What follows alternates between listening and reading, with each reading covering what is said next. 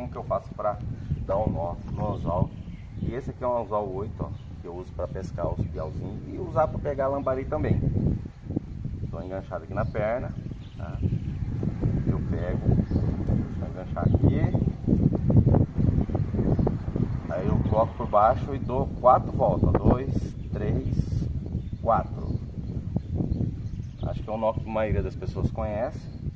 Passa por dentro aqui, puxa, tá? E depois só estica. Isso aí.